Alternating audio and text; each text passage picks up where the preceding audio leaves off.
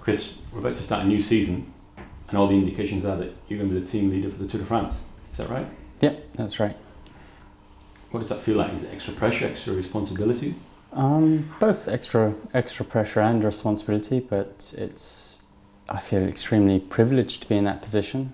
It's something I feel I've worked really hard for. I've definitely shown I've got the ability to be in that position if you take the last 3 Grand Tours I've done. No, it's an exciting position to be in. You probably have the support of Brad as well, or he'll be there as an alternative, just as you two guys were in 2012. Yeah. 100%. I think every team needs to go in with a contingency plan, like I was last year at the Tour, and also that guy will help obviously be the last helper in the mountains, if you like. And the way it's shaping up at the moment is that Bradley would play that role for me this year. There's a lot of speculation, a lot of gossip about how well or badly you and Bradley get on.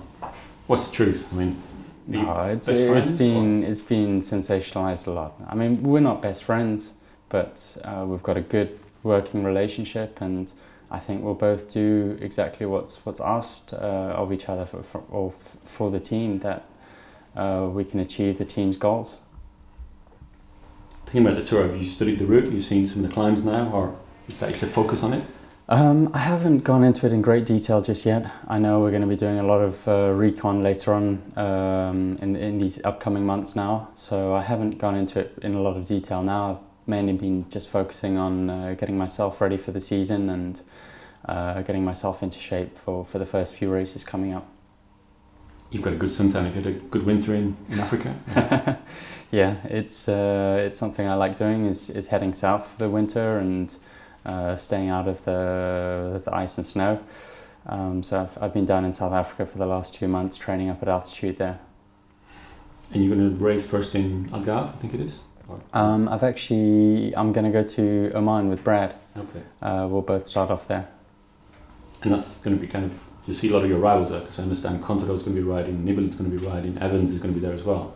That's right. There's it sounds like quite a lot of the big hitters are going out there, so it's still very early days and hard to take any real sort of truths, if you like, out of the results. But it would always be good to get one up on Contador for sure. Mm-hmm. Do you see him as your perhaps biggest rival for the Tour? I mean, you're actually similar as riders, perhaps. You're quite more explosive. Wow. I'll take that as a compliment, given that he's won several Grand Tours already. But he's, I think he's definitely my biggest rival as it stands at the moment. He knows what he's doing when it comes to the Grand Tours.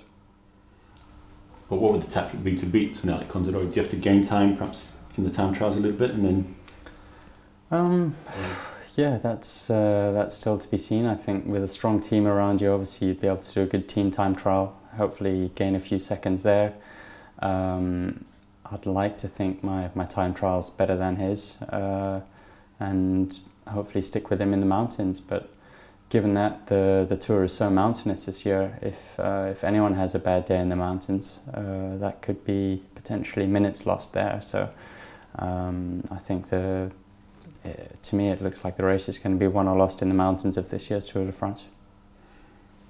Obviously, in the last few months, there's been a lot of negative stories about cycling. Lance Armstrong's confession. I mean, what's your thoughts on the whole thing?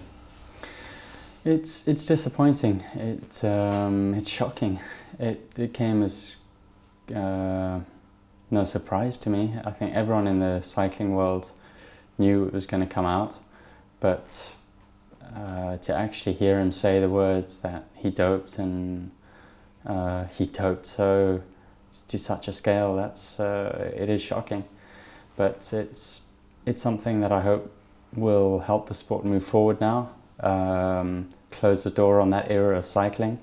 The sport definitely has developed. It's no longer the case where guys are doing blood bags and transfusions, etc., etc. And if they are, it's a very minority of the guys maybe who are losing their contracts or just trying to take chances, and those are the guys who are getting caught. So it's cycling definitely has transformed, and for me, coming second in last year's Tour de France was a clear